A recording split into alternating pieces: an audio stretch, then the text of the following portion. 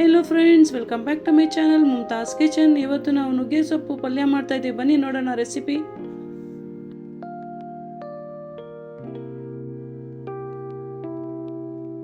ನುಗ್ಗೆ ಸೊಪ್ಪು ಚೆನ್ನಾಗಿ ತೊಳೆದ್ಬಿಟ್ಟು ಬಿಡಿಸ್ಕೊಂಡು ಇಟ್ಕೊಂಡಿದ್ದೀನಿ. ಮತ್ತು ಒಣಮೆಣ್ಸಿನ್ಕಾಯಿ ಖಾರದ ಮೆಣಸಿನ್ಕಾಯಿ ತೊಗೊಂಡಿದ್ದೀನಿ. ನೀವು ಯಾವುದಾದ್ರೂ ಮೆಣಸಿನ್ಕಾಯಿ ತೊಗೊಳ್ಳಿ. 4-5 ಮೆಣಸಿನ್ಕಾಯಿ ತೊಗೊಂಡಿದ್ದೀನಿ. ಒಂದೇ ಒಂದು ಈರುಳ್ಳಿ ಕಟ್ ಮಾಡ್ಕೊಂಡು ಇಟ್ಕೊಂಡಿದ್ದೀನಿ. ತುರಿದಿರೋ ಹಸಿ ಕೊಬ್ಬರಿ ಒಂದು ಅರ್ಧ ಬೌಲ್ ತೊಗೊಂಡಿದ್ದೀನಿ. ಬೆಳ್ಳುಳ್ಳಿ 1-2 ಗಡ್ಡೆ ಚೆನ್ನಾಗಿ ಜಜ್ಕೊಂಡಿದ್ದೀನಿ ಸಿಪ್ಪೆ ಸುಲಿದ್ಬಿಟ್ಟು. ಫ್ರೆಂಡ್ಸ್, ಈಗ ಸ್ಟವ್ ಹಚ್ಕೊಳ್ಳೋಣ, ಎಣ್ಣೆ ಹಾಕ್ಕೊಳ್ಳೋಣ ನುಗ್ಗೆ ಸೊಪ್ಪು ಫ್ರೈ ಮಾಡೋಕ್ಕೆ. ಎಣ್ಣೆ ಸ್ವಲ್ಪ ಕಾಯಲಿ ಫ್ರೆಂಡ್ಸ್. ಎಣ್ಣೆ ಕಾದಿದೆ. ಈಗ ಮೊದಲನೇದಾಗಿ ನಾನು ಜಜ್ಜಿರೋ ಬೆಳ್ಳುಳ್ಳಿ ಹಾಕೋತಾ ಇದ್ದೀನಿ. ಚೂರು ಆಡ್ಸೋಣ.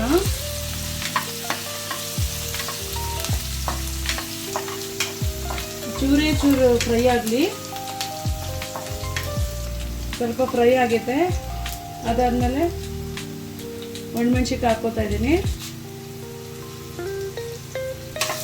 ಚೂರು ಫ್ರೈ ಆಗಲಿ. ಅದನ್ನು ಒಣಮೆಣ್ಸಿನ್ಕಾಯಿ ಫ್ರೈ ಆದಮೇಲೆ ಈರುಳ್ಳಿ ಹಾಕೋಣ. ಒಂದು ಈರುಳ್ಳಿ ಹೆಚ್ಕೊಂಡಿದ್ದೀನಲ್ಲ, ಅದು ಹಾಕ್ತಾ ಇದ್ದೀನಿ. ಆಡ್ಸ್ಕೊಳ್ಳೋಣ.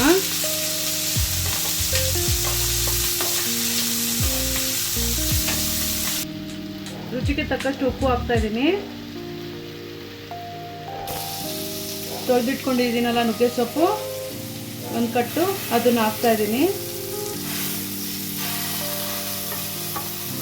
ನುಗ್ಗೆ ಸೊಪ್ಪು ಹಾಕಿದ್ದೀನಿ. ಚೆನ್ನಾಗಿ ಫ್ರೈ ಮಾಡ್ತಾ ಇದ್ದೀನಿ.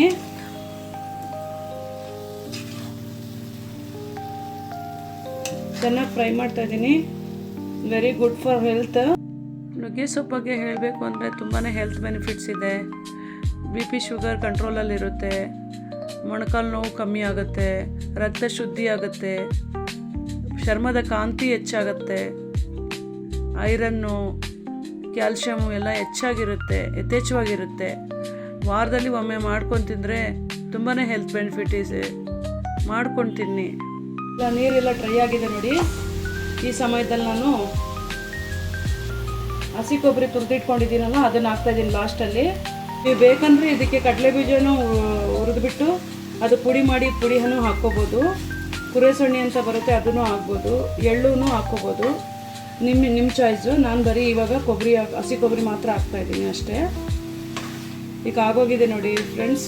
ಈಗ ತುಂಬ ಚೆನ್ನಾಗಿ ಕಾಣ್ತಾ ಇದೆ. ಸೂಪರಾಗಿದೆ. ಮಾಡ್ಕೊತೀನಿ. ಇದನ್ನು ಜಾಸ್ತಿ ನೀರು ಇಟ್ಬಿಟ್ಟು ಬಸ್ಸಾರು ಮಾಡ್ತಾರೆ. ನಾನು ನೆಕ್ಸ್ಟ್ ರೆಸಿಪಿನಲ್ಲಿ ತೋರಿಸ್ತೀನಿ ಅದು ಬಸ್ಸಾರು ಹೇಗೆ ಮಾಡೋದು ಅಂತ.